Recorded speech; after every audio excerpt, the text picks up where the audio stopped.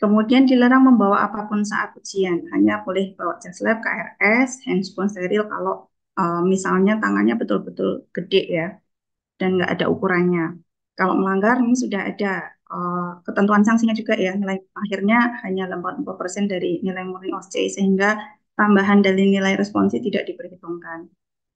Wajib menggunakan jas praktikum dengan identitas sendiri ya, jangan pakai identitas temannya, terkancing rapi lengkap. Ukuran aturan baju sesuai dengan aturan sopan dan rapi, tidak boleh berbicara dengan peserta ujian lain ya selama pelaksanaan ujian ya. Berbicara dengan alasan apapun saat ujian maka dianggap melanggar peraturan ujian. Tidak diperkenankan berpindah station atau membaca soal pada waktunya.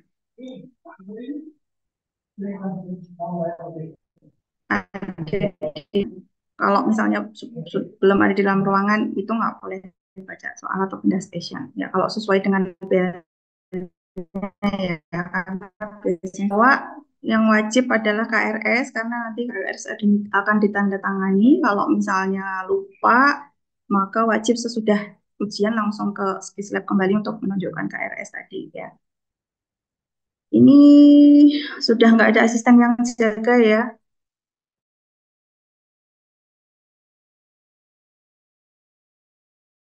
Pulpen sudah ada di ruangan, kertas coretan nanti diserahkan kepada penguji ya, nggak boleh dibawa keluar, nggak boleh dipakai coret-coretan. Kemudian pulpen juga sudah ada di meja. Kalau misalnya nanti ada yang terbawa, ini juga sama, sudah ada ketentuan punishment-nya, nilai akhirnya hanya nilai murid OC aja, ya nilai responsinya tidak diperhitungkan. Untuk sesi pagi dan sesi siang, ya, perlu diperhatikan ini ya, sesi pagi karena tadi 15 menit sebelumnya, maka wajib sudah masuk ruang karantina 735. Barang-barangnya sudah masuk ke loker Skislab, nggak ada barang-barang yang dibawa ke ruang karantina ya. Jadi sudah disimpan di loker, HP semuanya, kemudian masuk ruang karantina maksimal 735. Kalau misalnya sudah ditutup, sudah dikunci, maka berarti kalau yang terlambat ya sudah nggak boleh ikut ujian ya. Selama karantina dengarkan apa-apa ya, karena biasanya tetap masih menunggu penguji sampai lengkap dulu, baru nanti OC akan dimulai. Untuk sesi siang 9.35 maksimal sudah harus sampai, kemudian menyimpan barang di loker Skislab ya, di lokasi B. Ya, kalau misalnya apa namanya aba-abanya belum dimulai ya, belum dimulai. Biasanya nanti akan dikunci dulu ya di ruangan sampai yang sesi pagi ini sudah keluar ya. Nanti soal untuk OC tidak ada yang di depan pintu, semuanya di dalam meja. Jadi begitu silahkan pindah ke station berikutnya itu langsung masuk ke ruang station. Kemudian bisa dibaca soalnya jika ruangannya adalah ruangan ujian ya, bukan ruangan uh, apa namanya istirahat. Untuk yang ganjil, kelompoknya yang ganjil ya 11, misalnya 1, 3. Ini ujiannya di Skislab A, yang genap di Skislab B ya. Kemudian penempatan mahasiswa di awal memakai nomor urut sesuai kelompok masing-masing. Jadi kalau urutan di kelompoknya dia nomor 1, maka dia nanti di nomor 1, 2, 3, sampai 11 atau 12 tergantung dari kelompoknya ya. Ketika masuk ruang station masing-masing, harusnya sudah tidak ada mahasiswa yang di lorong kecuali mahasiswa nomor urut 12 ya. Nanti kita lihat di denah ya. Yang 12 di luar, sedangkan yang lain ada di ruang station. Jika ada yang tidak hadir, maka tetap sesuai urutan awal aja. Jadi kalau urutannya ada 12 ya 12, tapi kalau memang mahasiswanya memang di kelompok tersebut sejak awal memang 11 urutannya ya pakai 11. Mahasiswa yang ada di stasiun istirahat wajib duduk di kursi dan dilarang memindahkan kursi. Ya ini karena memang akan dipantau lewat CCTV di stasiun istirahat ya. Tidak boleh dipindah kursinya ya. Waktu ujiannya 8 menit ini seharusnya semester 2 kemarin mau dibuat 7 menit tapi akhirnya disamakan semua dengan semester atas ya.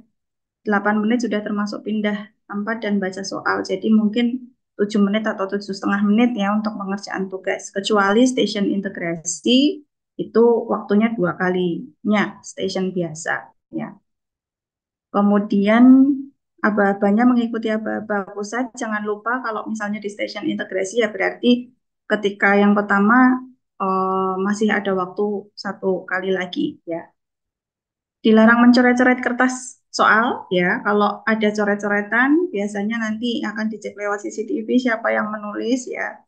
Itu nanti nilainya juga akan ada punishment ya 80%. Hanya nilai OC aja, nilai responsi tidak diperhitungkan. Ya sebetulnya nilai responsi ini lumayan sangat membantu untuk menaikkan nilai akhir karena ada bobot 20% ya. Dan kalau nilai responsi adik-adik kan biasanya sudah diberikan yang bagus karena untuk membantu pada saat teman-teman itu kurang nilai sedikit saja sampai bisa lulus ya. Kalau nggak ada yang mengaku ya ini ya, kalau misalnya ada yang coret-coret di soal, terus kemudian nggak ada yang mengaku, maka seluruh teman di kelompok itu sama ya, kena punishment juga. Kemudian kalau mahasiswa sudah selesai melaksanakan ujian, sementara waktunya masih tersisa, nggak boleh langsung pindah, tapi tetap di dalam ruangan sampai mengikuti apa-apa, boleh pindah ke stasiun berikutnya ya. Perpindahannya sesuai dengan alur di denah, ya, kalau nggak jelas nanti bisa cek di video yang sudah dibuat oleh asisten.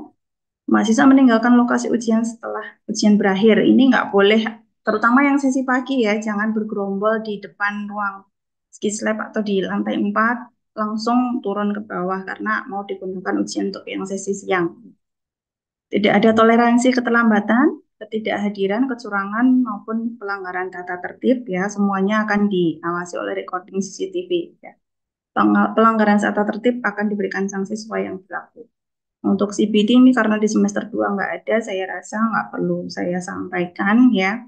Nanti kalau misalnya ada yang keberatan terkait nilai akhir yang dilaporkan, maka boleh ya ke admin Skislab dulu ya, maksimal 2 kali 24 jam setelah nilai diumumkan. Nggak boleh langsung ke pengujinya. Mau protes ke penguji nilai saya begini-begini nggak boleh. Harus lewat admin Skislab maksimal 2 kali 24 jam ya. Kemudian untuk denahnya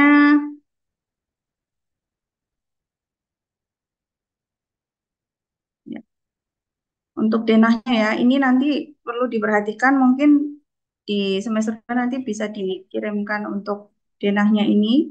Kalau misalnya kurang dari 11 atau sama dengan 11 karena kan nggak semua kelompok 12 atau sama-sama 12 begitu ya. Mungkin ada kelompok yang isinya cuma memang 11, maka menggunakan denah seperti ini ya. Mahasiswa urutan 1, 2, 3, 4, 5, 6, 7, 8, 9, 10, 11. Ya, 11 ini semuanya ada di dalam ruangan kalau jumlahnya maksimal 11. Tapi kalau eh, yang lokasi B sama ya, semuanya sampai di station 11 ini masuk ke dalam ruang semua. Nanti urutannya begitu. Setelah integrasi jangan lupa ini langsung ke station 1. Ya, jadi memang agak lari-lari kalau ya ini, tapi nggak terlalu jauh ya.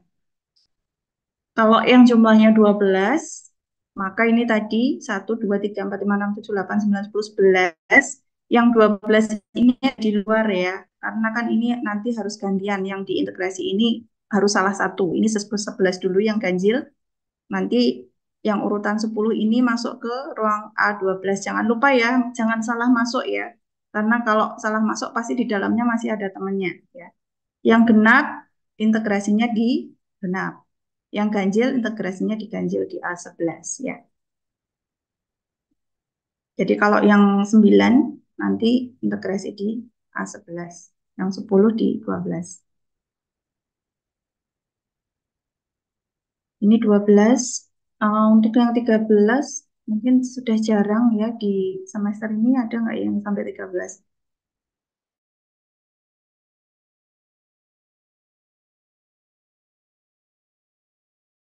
Yang ujung ya. Ini sesuai yang ada di Dena. Kemudian alurnya kalau misalnya dari station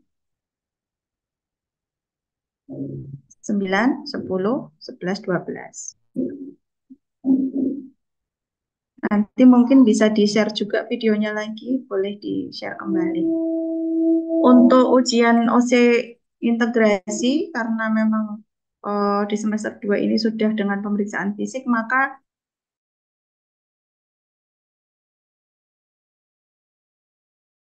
dan pemeriksaan fisiknya yang relevan ya. Jadi nanti akan ditanya juga kenapa kok bertanya seperti itu.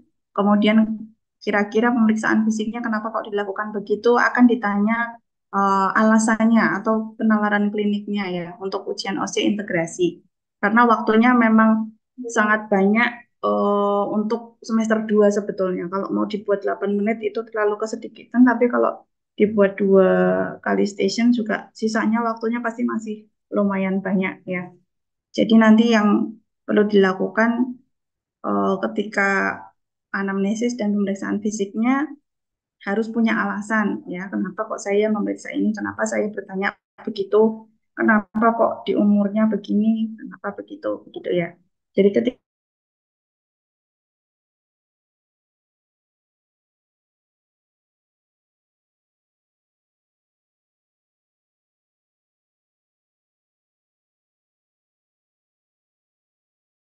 kelompok ada yang tidak bisa hadir urutannya sesuai dengan yang tadi ya, yang ketentuan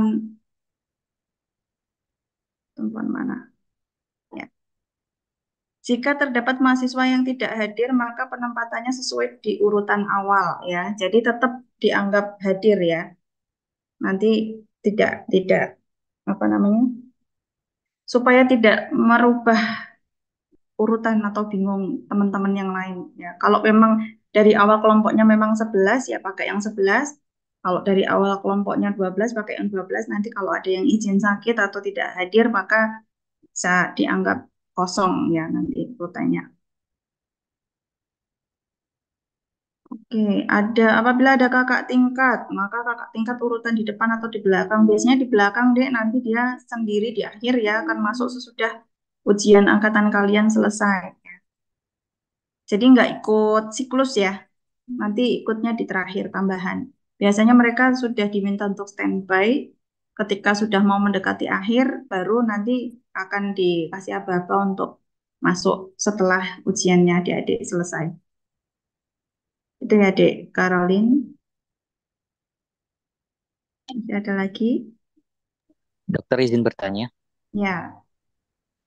apabila dari semester satu kemarin kan ada yang mengundurkan diri, tapi di Mm, OSCE semester satu kemarin masih terhitung di dalam ruang OSCE. Meskipun ruang mm, OSCE-nya nanti kosong, tapi kita menempati sesuai dengan urutan kita mm, dengan dihitung mengundurkan diri. Untuk semester 2 ini apakah sudah diatur kembali jadi yang mengundurkan diri itu tidak masuk urutan gitu? Uh, biasanya kita tetap mengikuti presensi dari prodi itu, Dek. Kalau di presensi masih ada nggak? Masih, dokter. Kalau masih ada berarti masih mengikuti itu aja ya. Karena ini apa namanya hitungannya tidak hadir ya, meskipun ternyata mengundurkan diri.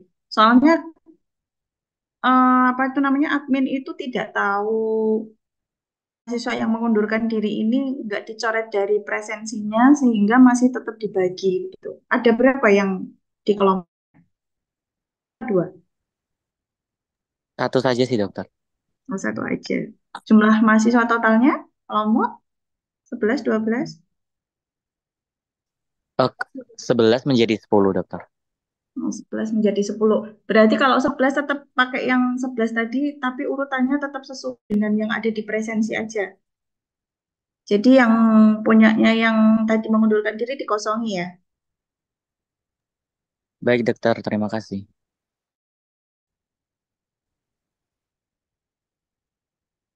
Masih ada tambahan lagi?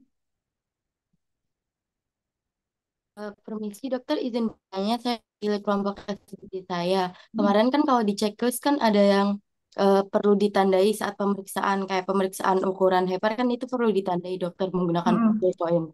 Nah itu nanti boleh ditandain atau bagaimana gitu dok? Oh, nggak boleh ya. Nah itu untuk Sem- solusinya itu bagaimana dok? Kalau tidak bisa ditandai. Semua pemeriksaan itu bahkan nanti kalau kita menjadi dokter itu nggak boleh ditandai juga ya ketika ke pasien langsung. Ya. Jadi memang itu tugas kita untuk bisa punya garis imajiner, penggaris imajiner. Paham ya? penggaris bayangan ya. Jadi kita itu sudah punya bayangan 1 senti itu seberapa, 2 senti seberapa. Kalau misalnya segitu, kita itu perkirakan gini, pakai tangan itu kira-kira itu berapa senti gitu. Saya rasa kalau misalnya untuk ukuran hepar, asal memang nggak jauh-jauh banget, kan bisa memperkirakan 12 senti sama 13 senti itu seberapa ya. Jadi bisa bisa mengira-ira pakai penggaris di rumah, misalnya, oh ini segini itu 10, segini 5 senti begitu. Jadi sampai nanti praktek pun kita nggak boleh nandai. Satu itu nggak boleh nandai. Yang kedua memang ketika sudah ditandai, maka dilalah ini yang sudah menandai pertama kali itu dia salah, maka nanti satu kelompok itu biasanya akan ikut salah ya. Misalnya batas sonor kepekanya itu ada di harusnya belum peka tapi dia sudah apa ditandai peka atau redup ya. Kemudian yang di bawah juga sama, terus hasil ukurannya itu, nah itu kadang-kadang akan menyesatkan teman-teman lainnya. Itu beberapa alasan yang nggak boleh ya.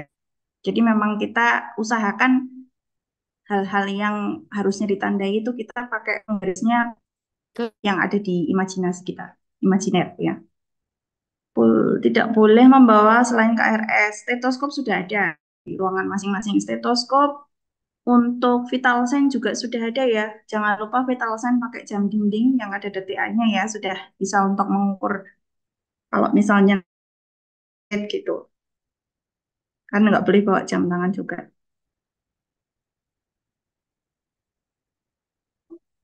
Ada lagi?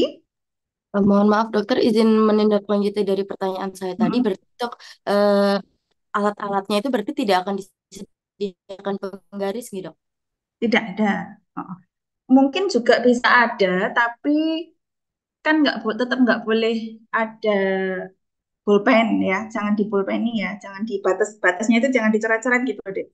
Kalau penggaris mungkin ada yang disediakan, ada yang enggak. Saya nggak tahu ya. Nanti eh, saya tanyakan dulu. Biasanya sih kalau kalau tadi untuk yang semester 4 abdomen lanjut ada penggaris. Kalau misalnya mungkin besok semester 2 bisa juga ada penggaris ya. Tapi kalaupun nggak ada, ya saya rasa adik-adik bisalah memperkirakan itu kira-kira berapa panjangnya. Ya, tetap ada perkiraan ini.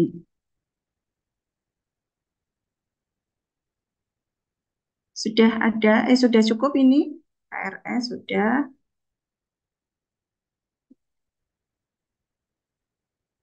Besok topiknya apa aja tuh ini? Mata ya, Dokter mata mau izin dasar, tambahan. urut. Ya, Dek Natania. Kalau di checklist itu kan pemeriksaan kepala leher itu ada yang itu cuma ada inspeksi regiokoli. Tapi Mm-mm. kalau di modul itu kan ada palpasi regiokoli.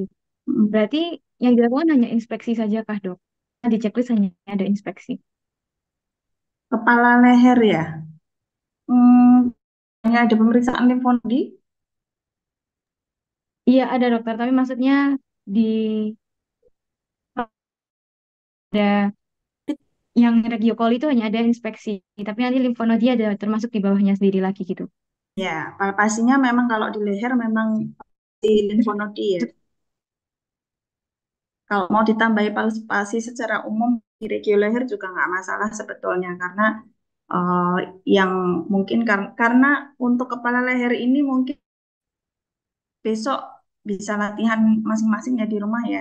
Karena waktunya sangat mepet untuk 7,5 menit lah. Ini 7,5 menit. Kemarin saya sudah nego ya sebetulnya ini tadinya mau dikurangi 1 menit, tapi saya minta untuk ditambah karena memang saya tahu kepala leher ini banyak banget checklistnya. Jadi 7,5 menit saya harapkan moga-moga bisa cukup untuk semuanya ya. Biasanya sering banyak yang kehabisan waktu. Betul-betul harus bisa manajemen waktu di pemeriksaan leher ya. Kalau misalnya nggak ada di checklist, mungkin bagi saya supaya cepat, efisien, efektif, ya ikuti checklist aja dulu deh Natanya. Supaya nggak nambah-nambah waktunya ya, karena waktunya mepet banget menurut saya. THT bagian dasar alatnya sudah Baik, Dok, steril, terima kasih. tong spatel dan spekulum. Hmm, Kalau tong spatel, spekulum besok bisa dibersihkan dulu pakai alkohol, tapi ditunggu sampai kering ya, ditunggu kering dulu. Kalau saya mungkin coba sounding ke mungkin Dek Zainab sama di eh, siapa Dek satunya Dek saya kok lupa. Yang dari asisten Skislab bisa dibantu ya nanti ya. Oh, apa namanya? Disampaikan ke Mbak Asih atau Mas Eko supaya bisa disteril dulu. Sebetulnya ini nanti pasiennya eh, kan untuk 12 mahasiswa hanya satu orang begitu ya. Jadi kalau misalnya dipakai ya nggak masalah. Iya, Terus dokter. sama kalau tong spatel menurut saya ini deh. Kemarin diajarin pakai ini nggak? Apa itu namanya? Dilapisi pakai kain kasa steril ya sebelum dipakai ya. Jadi jangan langsung nempel. Dibalut dulu pakai kasa steril baru dipakai untuk spekulum apa untuk tong spatelnya. Kalau spekulum sih saya rasa nggak masalah ya, karena sebetulnya itu justru malah untuk menunjukkan adik-adik bisa smooth and gentle atau jangan-jangan kecabut bulu hidungnya pasien ya. Yang tong spatel ini aja ya,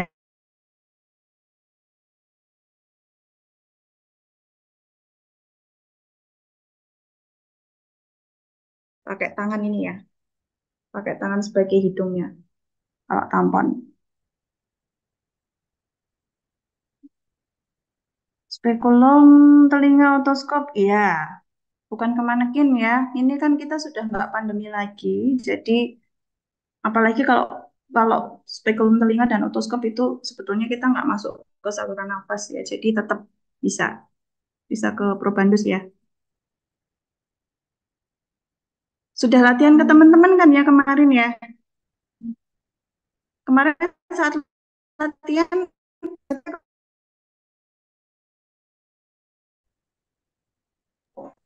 Ada yang ke manekin, ada yang ke temen langsung, Mbak.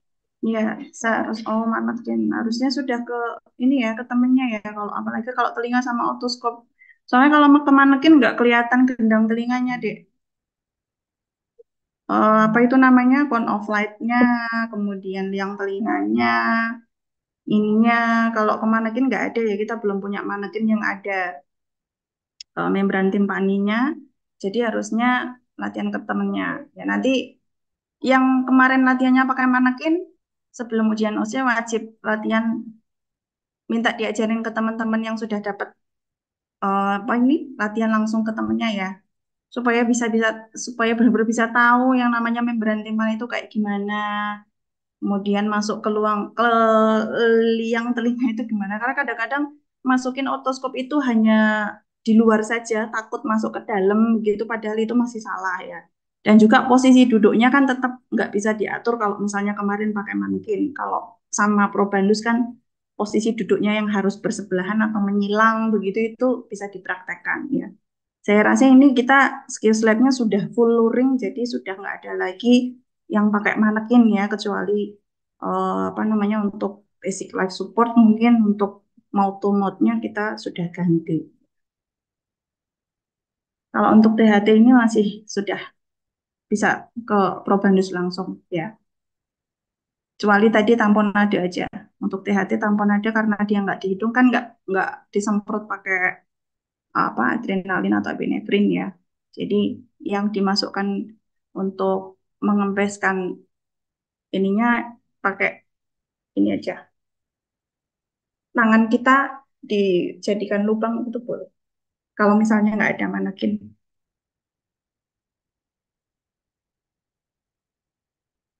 Sudah cukup? Ya. Ini berarti sudah ada yang ke temennya ya. Nanti teman-teman yang sudah pernah latihan ke sesama temannya boleh saling mengajari. Genito menggunakan manekin, ya betul. Untuk anamnesis diperlukan manusia langsung atau tidak. Ini nanti tergantung dari kesediaan pasien simulasi ya. Kalau misalnya pasien simulasinya nggak ada, biasanya mungkin diganti apa itu namanya laboran yang nanti membantu merapikan alat juga. Jadi nanti anamnesisnya bisa ke laboran atau nanti tergantung dari apa itu namanya? Tergantung dari instruksi skenario-nya ya. Saya juga belum belum dapat soal yang genitourinaria. Jadwal OC-nya tetap atau ada perubahan? Ada perubahan nggak? Saya rasa nggak ada ya, itu karena sudah terjadwal langsung di sistem, jadi nggak bisa dirubah-rubah lagi. Semua penguji sudah masuk dari awal semester ya, pengujinya ya. Kecuali nanti kalau misalnya ada tukar-tukaran penguji itu bisa terjadi, tapi kalau untuk jadwalnya yang berubah itu nggak mungkin ya. Stase pemeriksaan neurologi jika pasien tidak sadar diri, apakah harus dilakukan anamnesis lengkap atau seperlunya saja? Wah, ini saya kalau neurologi karena yang pegang neurologi ikuti instruksinya. Kalau misalnya pasien nggak sadarkan diri, dicek ya di skenario, pasiennya ini diantar keluarga apa enggak.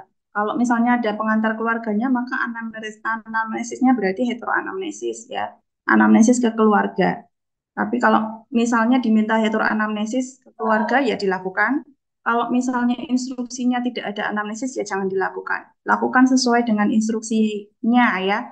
Jangan lupa ya, ini saya tadi juga dipesannya oleh penguji di semester 4 itu banyak yang tidak membaca soal. Jadi baca soalnya, kemudian diikuti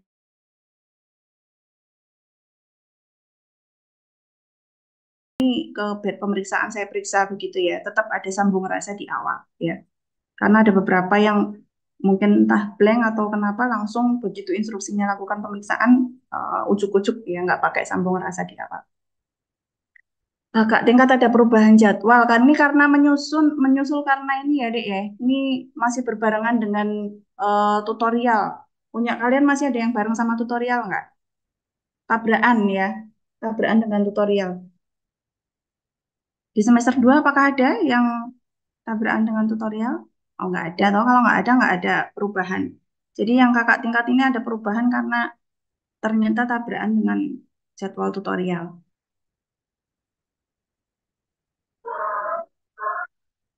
Oke, sudah ya. Sudah tidak ada pertanyaan lagi. Ya, kalau misalnya sudah cukup, maka saya cukupkan dulu. Semoga nanti diberikan kemudahan ya untuk OC besok. Kalau misalnya ada pertanyaan, kemudian ini boleh disampaikan titipan pertanyaan kepada asisten. Kemudian eh, diusahakan tidak menghubungi penguji ya. Kalau misalnya etikanya orang ujian OSI itu nggak pernah ada yang menghubungi pengujinya, dok ini besok harus begini apa enggak, ini harus begini. Lakukan karena adik-adik sudah diajari ya, sesuai dengan apa yang diajarkan, kemudian sesuai dengan yang ada di buku panduan, begitu. Itu saya rasa sudah cukup untuk menjadi model utama saat OSCE besok ya. Karena sudah selesai, mungkin saya cukupkan di sini. Selamat melanjutkan aktivitas buat semuanya. Bila Assalamualaikum warahmatullahi wabarakatuh.